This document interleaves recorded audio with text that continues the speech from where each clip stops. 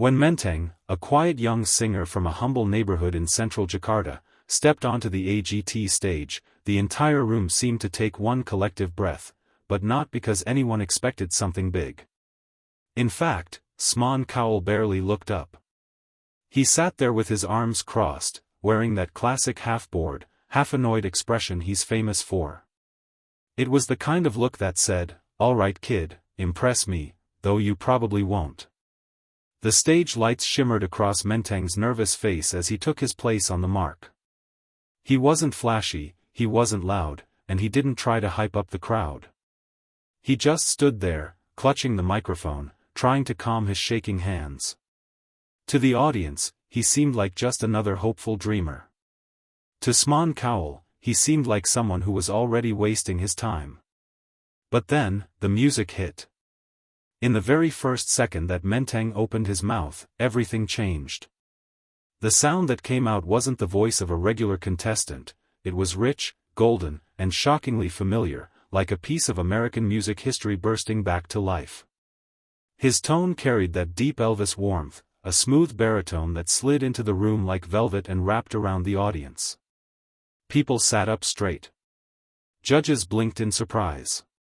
Even backstage crew members who had been half listening suddenly turned their heads. It was the kind of voice you don't expect from anyone in the modern age, let alone a quiet kid from Jakarta. Yet Smon Cowell still didn't move. His face stayed stiff, the same uninterested expression, as if he didn't want to give Menteng the satisfaction of seeing even a hint of approval. But there was a tiny spark, an almost invisible flicker in his eyes, that betrayed the truth: he was shocked. Not impressed, not yet, but definitely caught off guard. As Menteng continued, his confidence grew. He stopped trembling. His shoulders relaxed. His voice deepened with strength, carrying the raw emotional punch of old-school rock and roll, mixed with a sincerity that felt completely his own. He wasn't imitating Elvis, he was channeling something that felt authentic and timeless. It was like he had tapped into a frequency only a few legendary voices could reach.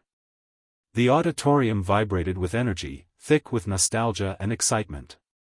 The audience exploded into cheers during the first chorus. People rose from their seats, clapping in rhythm, shouting words of encouragement. The judges beside Smon Cowell looked at one another, clearly stunned. They leaned forward, elbows on the table, trying to understand how this young singer from a Jakarta district could deliver something so powerful, so iconic, so unbelievably close to the spirit of Elvis Presley. The reaction was electric. But still, Smon Cowell sat motionless. His face hardened, almost like he was forcing himself not to react. He pressed his lips together and stared at Menteng with a mix of disbelief and irritation, as if the contestant had just challenged his expectations, and won. It was obvious he didn't want to admit how extraordinary the performance was. It was crystal clear to everyone watching that his cold, unimpressed attitude was hiding something deeper: shock. Meanwhile, the room was erupting. Cheers grew louder. Camera operators scrambled to capture every moment. People backstage shouted, "Who is this kid?" And yet, there was Menteng, still standing strong, still singing with the fire of a seasoned performer, still filling the entire room with a voice that felt like it belonged on vinyl records from the golden era of American music. By the time Menteng reached the final verse, the AGT stage wasn't just hosting a performance, it was hosting a moment. A moment powerful enough that even Smon Cowell, despite his cold exterior, couldn't hide the truth anymore. As the performance pushed forward, Kunangan, another Jakarta character watching from the side of the AGT stage, felt his heart pounding in disbelief. He had known Menteng since childhood, knew how shy he was, how quiet, how rarely he even spoke up in a group. But what he was hearing now didn't match the boy he grew up with. This was a voice built for stadiums. This was a sound crafted for the world. Each note Menteng delivered felt like it had been carved from the classic roots of American rock, soaked in pure passion, and launched through the air with the force of history itself. It was stunning. It was surreal. It was beyond anything Kunangan ever imagined possible. The entire auditorium felt it too. When Menteng shifted into Elvis's signature high notes, the audience screamed with excitement. People were waving their arms, clapping, and shouting like they were witnessing the revival of a musical legend. Other contestants backstage paused what they were doing, craning their necks to see who was producing such a powerhouse voice. It felt like the room lifted off the ground, charged with electricity. Every camera angle caught another jaw dropping, another face lighting up with amazement. But then there was Smon Cowell, still giving that stubborn, icy reaction. He didn't smile. He didn't nod. He didn't lean forward like the other judges. Instead, he kept his expression flat, like Menteng's performance was nothing out of the ordinary. It was a reaction so cold, so unbothered, that it almost felt intentional, like he didn't want to give the kid from Jakarta the satisfaction of seeing even a flicker of approval. But Cunningham wasn't fooled. Even from the side of the stage, he saw the tension in Smon Cowell's jaw, the slight lift of his eyebrow, the way he pressed his fingers against his lips as if trying to hide how impressed he actually was. Cunningham whispered to a producer standing next to him, "This isn't just good, this is a moment. This is history." The producer nodded without taking his eyes off Menteng. Everyone around them knew it. Menteng wasn't simply singing an Elvis song, he was reviving the spirit of American music in a way that transcended continents. This was the kind of performance that people talked about for years, the kind that made headlines, the kind that turned auditions into legends. Still, Smon Cowell refused to show it. His arms stayed crossed. His jaw stayed tight. His eyes stayed fixed on Menteng with a mix of irritation and disbelief. It was as if he was angry that he was impressed. Angry that a young singer from a Jakarta neighborhood had just delivered one of the strongest Elvis-style vocals the AGT stage had ever heard. Angry that his expectations had been shattered so completely. The louder the crowd cheered, the more Smon Cowell tried to hide his reaction. But the truth was obvious, Menteng's voice was undeniable. It was too strong, too real, too shockingly authentic to ignore, and the tension building on Smon Cowell's face made that fact even more clear. Cunningham realized what everyone else was finally starting to understand: this wasn't just a great performance, this was a career-defining explosion of talent that even Smon Cowell couldn't escape from.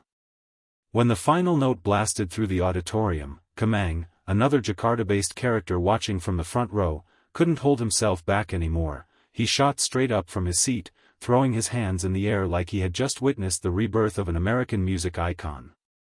The crowd followed instantly, erupting into a thunderous roar that shook the entire AGT theater. People were screaming Menteng's name, waving signs, stomping their feet, and filming the moment like they knew it was something the internet was going to explode over. It felt like the entire room had transformed into a stadium concert, and Menteng, this quiet kid from a small Jakarta neighborhood, was suddenly the star everyone came to see. The judges' panel lit up with excitement.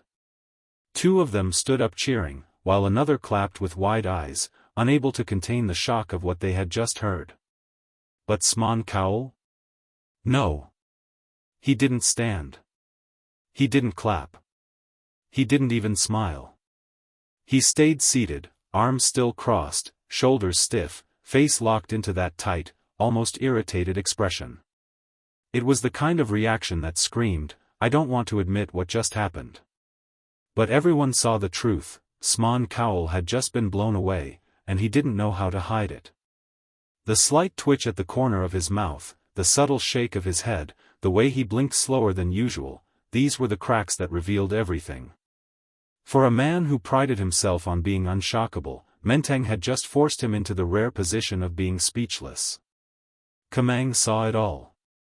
He watched Smon Cowell's cold exterior struggle against the reality of Menteng's talent. And that made the moment even more legendary.